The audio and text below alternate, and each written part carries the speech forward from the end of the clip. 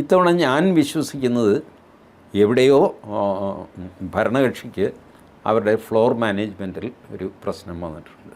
ഒരു സാമാന്യ ബുദ്ധിക്കറിയാം DMK ഇതിനെ പിന്തുണയ്ക്കില്ല, TMC പിന്തുണയ്ക്കില്ല. തിരഞ്ഞെടുപ്പ് മറ്റന്നാൾ നടക്കാൻ പോകില്ലേ. ഭരണകക്ഷിയുമായിട്ട് ഡൽഹിയിൽ കൂട്ടുകൂടി എന്ന് പറഞ്ഞ് തമിഴ്നാട്ടിൽ അവർക്ക് വഴി നടക്കാൻ സമ്മതിക്കില്ല. ഇതുപോലെ മമതയ്ക്കും ഡൽഹിയിൽ നിങ്ങൾ കൂട്ടല്ലേ, നിങ്ങൾ ഒരുമിച്ച് ബില്ല് പാസ്സാക്കിയവരല്ലേ എന്നൊക്കെ പറയും. അതുകൊണ്ട് അവരത് ചെയ്യില്ല. ചെയ്യാൻ സാധ്യതയുള്ളത് ആരാ? സമാജ്വാദി പാർട്ടിയും രാഷ്ട്രീയ ജനതാദൾ RJD ഇവർക്ക് ചെയ്യാം. കാരണം നമ്പർ ഓഫ് സീറ്റ്സ് കൂടുന്നുണ്ട് UP യിൽ. 80 നിന്ന് 120 കൂടുന്നു. ഈ 120 കുറച്ച് പെണ്ണുങ്ങൾക്ക് കൊടുക്കേണ്ടി വരും. ഇതൊന്നും RJDക്കും സമാജ്വാദി പാർട്ടിക്ക് ഇഷ്ടമുള്ള കാര്യമൊന്നുമല്ല. എന്നാലും അവരാലോചിക്കും, കുറച്ച് സീറ്റ് 1/3 സീറ്റ് പെണ്ണുങ്ങൾക്ക് പോകും, എന്നാലും നമ്മളെ മറ്റേ കക്ഷികളെയൊക്കെ ജയിപ്പിച്ചെടുക്കരുതോ. കുറേ പേർ കൂടെ എല്ലാ പാർട്ടിയിലും സ്ഥാനാർത്ഥിയാകാൻ ആൾക്കാർ ഇങ്ങനെ തിങ്ങി നിൽക്കുകയല്ലേ, BJP യിലടക്കം. അപ്പോൾ 10 സീറ്റ് കൂടുതലുണ്ടെന്ന് പറഞ്ഞു കഴിഞ്ഞാൽ 10 പേരകത്തേക്ക് ചാടിക്കയറും, എല്ലാവർക്കും ആശ്വാസമാകും. അപ്പോൾ ഇത് സ്റ്റാലിനും അറിയാം, മമതയ്ക്കും അറിയാം. പക്ഷേ തെരഞ്ഞെടുപ്പായതുകൊണ്ട് അവർക്ക് സപ്പോർട്ട് ചെയ്യാൻ പറ്റില്ല.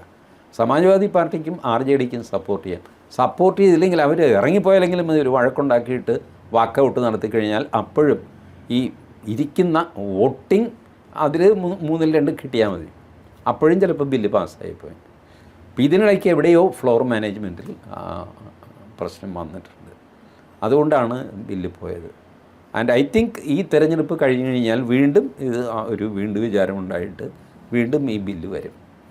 കാരണം ശരിക്ക് ഭരണഘടന പറഞ്ഞിരിക്കുന്ന ഡീലിമിറ്റേഷൻ നടത്തിക്കഴിഞ്ഞാൽ ഈ പറഞ്ഞവരെല്ലാം പണി കിട്ടും.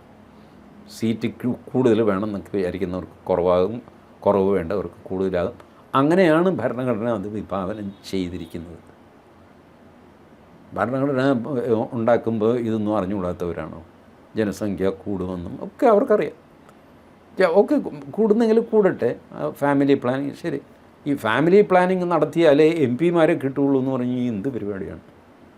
MP മാരെ കൂടുതൽ കിട്ടാനായിട്ട് ഉത്തരേന്ത്യക്കാർ കൂടുതൽ പ്രസവിച്ചു എന്നാണോ പറഞ്ഞുകൊണ്ട് വരുന്നത്? എനിക്ക് മനസ്സിലാവില്ല. ഏതെങ്കിലും ഒരു മനുഷ്യൻ എടീ നീ ഒന്നുകൂടെ പ്രസവിക്കുക, നമുക്ക് 18 വർഷം കഴിയുമ്പോൾ ഒരു വോട്ടർ കൂടെ ഉണ്ടാകും, അപ്പോൾ നമുക്കൊരു MP കൂടെ ഉണ്ടാകും. ഇതൊക്കെ എന്ത് ഭ്രാന്താണ്? കേരളത്തിലെ ആൾക്കാർ അവർ വലിയ നന്മ പറഞ്ഞാൽ ഭാര്യയോട് പറയുന്നു, എടീ MP ഇല്ലെങ്കിലും വേണ്ടില്ല, നമുക്ക് പോപ്പുലേഷൻ നിയന്ത്രിച്ചു കളയാം. ഇങ്ങനെയൊന്നും അല്ല. ഇതും ഈ പോപ്പുലേഷൻ കൺട്രോളും ഡീലിമിറ്റേഷനും തമ്മിൽ ജീവിതത്തിൽ യാതൊരു ബന്ധവുമില്ല. ഇപ്പം നിങ്ങൾക്ക് പിടിച്ചു നിൽക്കാൻ വേണ്ടിയിട്ട് നിങ്ങൾ ഇറക്കുന്ന ഒരു നമ്പർ മാത്രമാണ്.